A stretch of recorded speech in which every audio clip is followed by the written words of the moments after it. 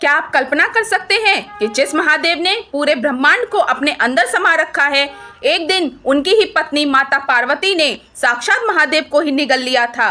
देवी भागवत पुराण का वो सबसे खौफनाक और रहस्यमय अध्याय, जब माता पार्वती को ऐसी भयंकर भूख लगी कि उन्होंने दुनिया को पालने वाले भगवान शिव को ही अपना निवाला बना लिया।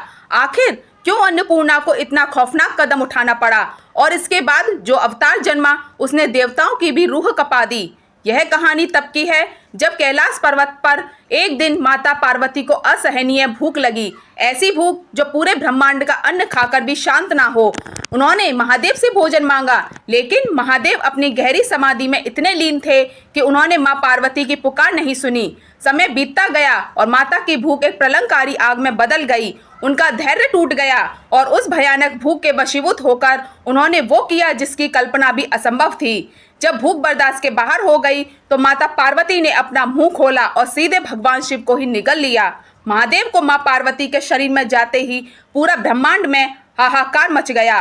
तीनों लोकों में अंधेरा छा गया और सृष्टि का संतुलन बिगड़ने लगा। लेकिन शिव को निगलना इतना आसान नहीं था, क्योंकि महादेव के गले में ब्रह्मांड का सबसे खतरनाक हलाहल विष मौजूद था।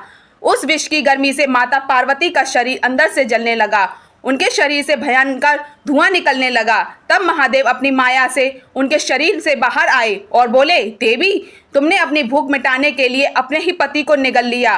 पति के बिना स्त्री का सुहाग नहीं होता, इसीलिए आज से तुम एक विधवा के रूप में पूजी जाओगी। और उसी धुएं और विष की जलन से जन्म हुआ 10 महाविद्याओं में सबसे खौफनाक रूप का माता धूमावती।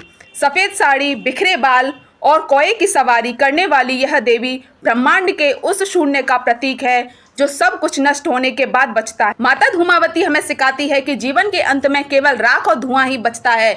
यही परम सत्य है। अगर आपने माता पार्वती के इस खौफनाक और रहस्यमयी अवतार की कहानी पहली बार सुनी है तो कमेंट में जय माता दी और हर हर महादेव जरूर लिखें।